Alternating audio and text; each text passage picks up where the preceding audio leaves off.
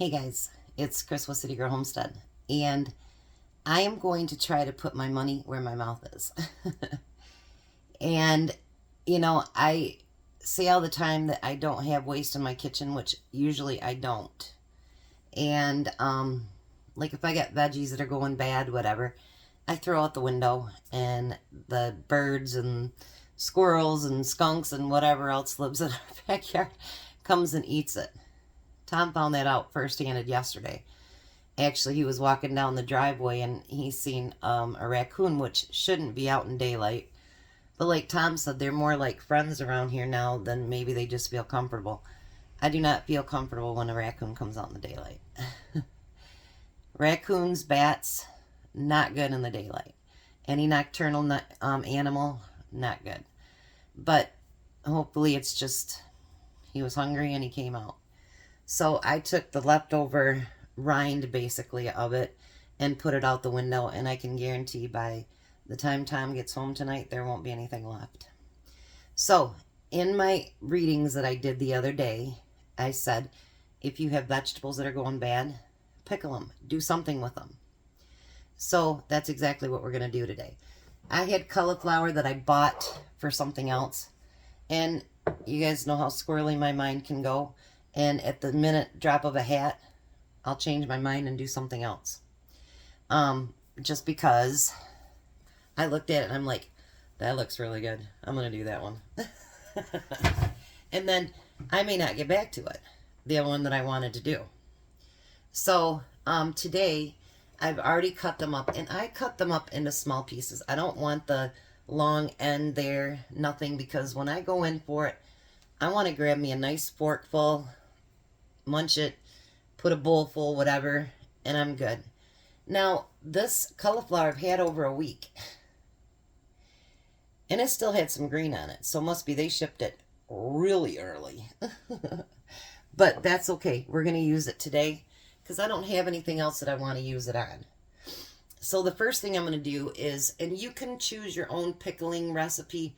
I'm just kind of doing my own. If you want to make this spicy, add some red pepper flakes. So I have, hopefully it's enough, 2 cups of water and 2 cups of white vinegar.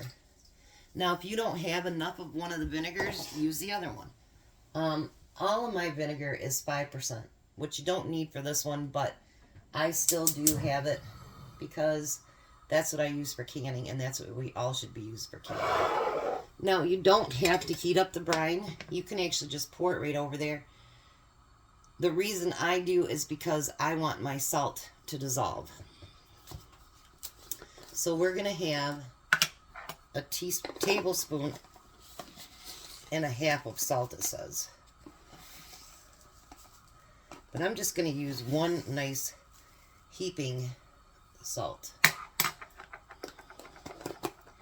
I don't have salt issues. Actually, I'm low sodium in the last time they did my blood work, so must be I don't over abuse salt or something, I don't know.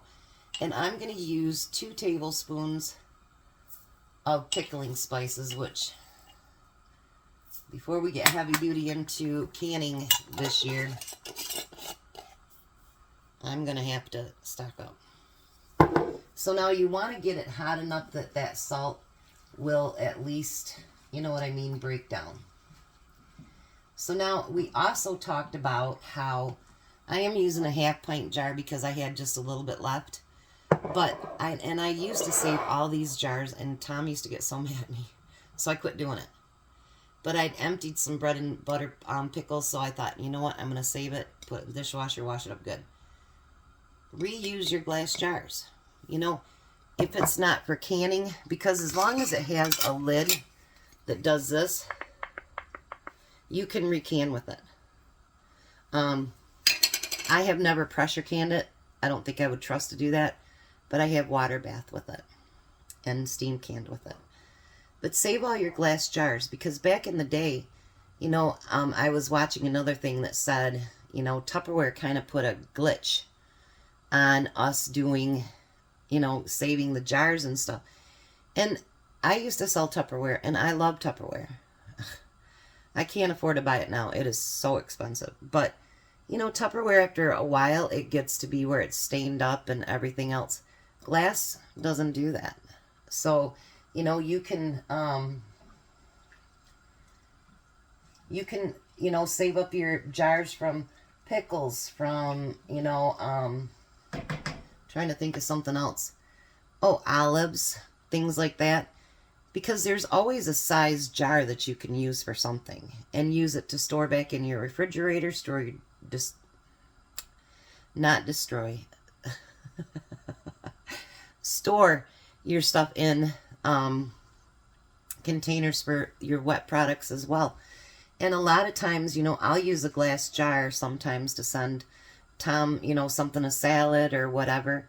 And if he doesn't feel like carting it around, he can get rid of it. But every day, like his fruit and his yogurt goes in a glass jar.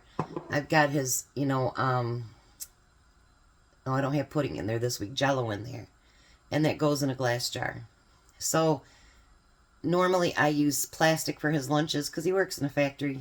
And, well, you know, it is what it is. So, yeah, save those up. And so I thought, you know what? I have no plans for that. Let's do put your money where your mouth is, girl. And let's do something with it. So, we're going to let this heat up for just a minute longer. It won't be a long video. Not at all. And actually, it doesn't take long. So don't, if you've got extra, you know, carrots you didn't use up, celery even, radishes taste really good, pickled, anything that you want to pickle, you could do it. If you don't want to put in pickling spice, you don't have to. If you want it to be straight vinegar, you can do that too. They're going to be strong, but you could do it. Red pepper flakes make it, you know, spicier. You can add turmeric if you want it to be a more yellow color, like my bread and butter pickles were. There's so much that you can do. Just be safe about it.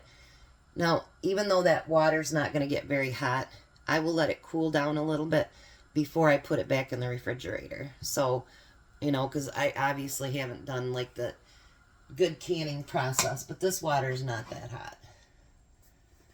So, now if you got a funnel, that's fine. You can use that too. But I want to do this for the everyday average person that maybe doesn't can. We should do this little one first, probably, because that won't take that much. And if you have to make some more, you can do it.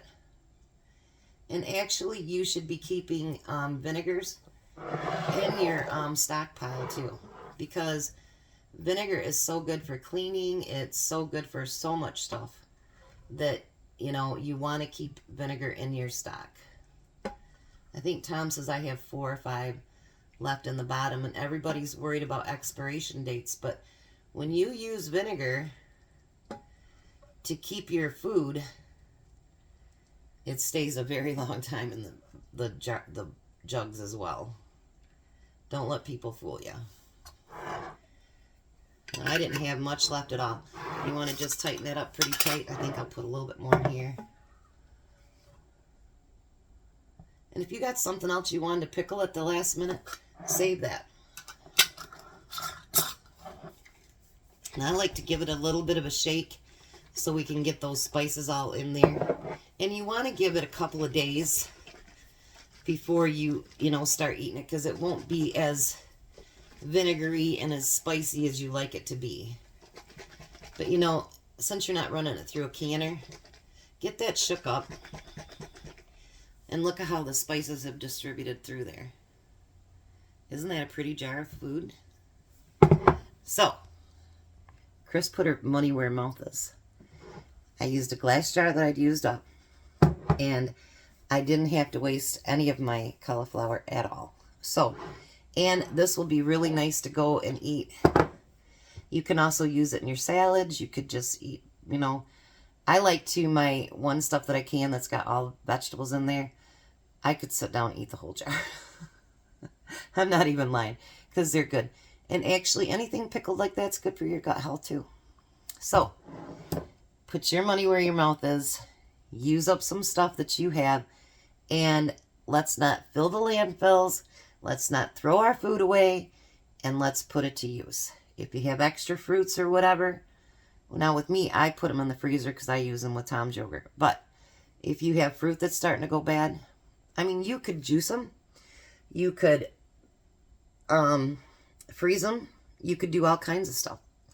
I've seen where people got leftover watermelon, and you can make watermelon strips from them in your dehydrator. You can make juice out of it. Let's not waste anything. So tonight we're going to do a fun recipe. I haven't done it in a while, so it is a repeat, but it's something that I wanted to do. So I'm going to get these put in the refrigerator, give them a few days, and then I'm going to be munching down on them. I'll see you guys at supper.